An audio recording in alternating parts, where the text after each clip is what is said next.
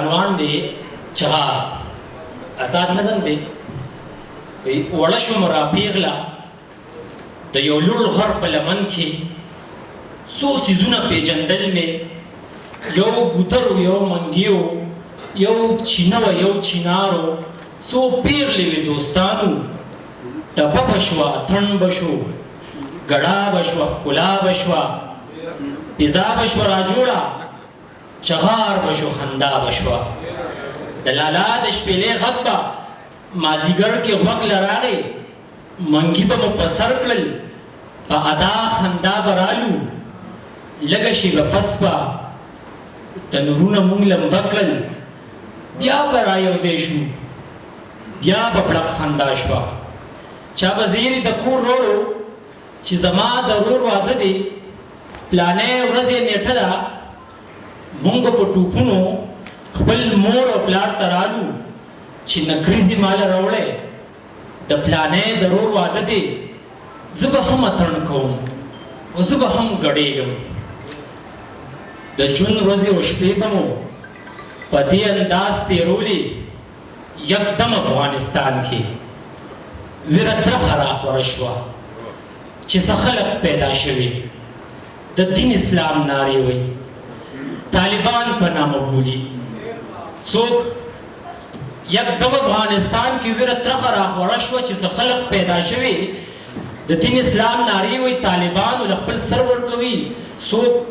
د دین اسلام نارې وایي طالبان په نامه بولي څوک طالب له خپل سر ورکوي او چا د فوزلیکو حمایت کړی دی خبره لاړه تر نړۍ خوره شوه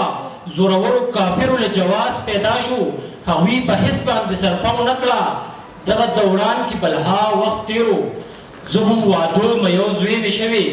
خاوند مې طالب له خپل سر ورکوو رور مې فوزلیکو کې سر تېره زلمې شخړه درنه شوه غیر ملکیان رالل مونږ کډوال شو پاکستان ته رالو کچه ګړی کې مو خیمه کړه شخړه درنه شوه غیر ملکیان رالل مونږ کډوال شو پاکستان ته رالو کچه ګړی کې مو خیمه کړه کله باران کله ګلی ته پراته کله یخنۍ کله ګرمۍ ته پراته دغه صدمې مې تېرولې په زړه دغه صدمو سره عادت شوم یو ځل خو یو صدمه د هېرېدلو نه ده دغه صدمې په زړه سورې سورې کړم یو ځل یې دوه جنازې کور ته رالې یو په طالبو کې شهید یادېدو بل په فوزلیکو کې شهید یادېدو زه بېروره شوم او کونډه هم شوم ما دوه مړو ته غبرګ ژړلې یو ځل روړ مې څوک یو په طالبو کې شهید یادېدو بل په فوزلیکو کې شهید یادېدو زه بېروره شوم او کونډه هم شوم ما دوه مړو ته غبرګ ژړلې زه د کچه ګړی یو کونډه ښځه سر مې سرتورو هیڅ سره مې نه وه زه د کچه ګړی یو کونډه ښځه سر مې سرتورو هیڅ سره مې نه وه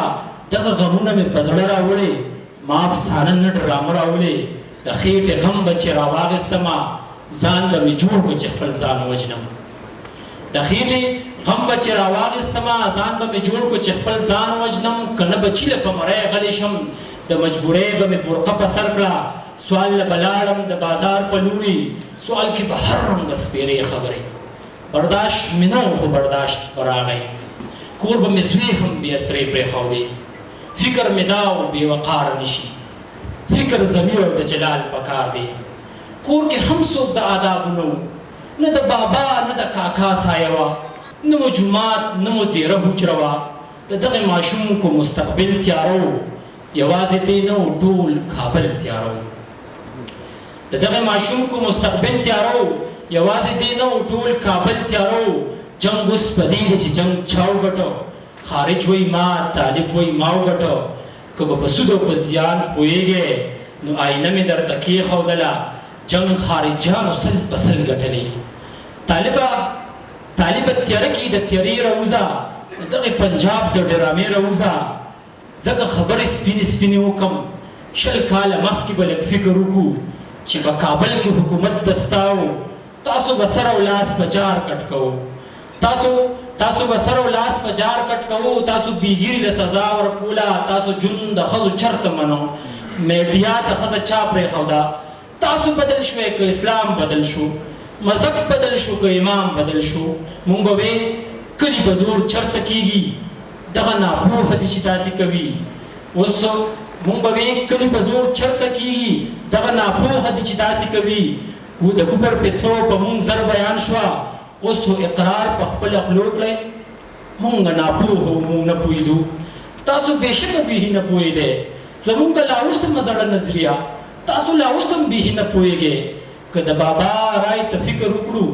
راځئ حکومت کې به شریک شو سره، کم ځای چې نه پوهېږو پوه به مو کړی، ړنګ ړنګ افغانستان به ګل کړو. تاسو دا څنګه ولا چرته منل، ستاسو سینې به ټکولې پنجاب. خو څه مو وکړل لا نور څه کوئ، تخت مو وګټو خو قام مو بیلو، غیرت مو وبیلو حیا مو بیله. خلک اوس خېټو له بچي خرڅوي، د شمله سر په سر څه پاتې شوي.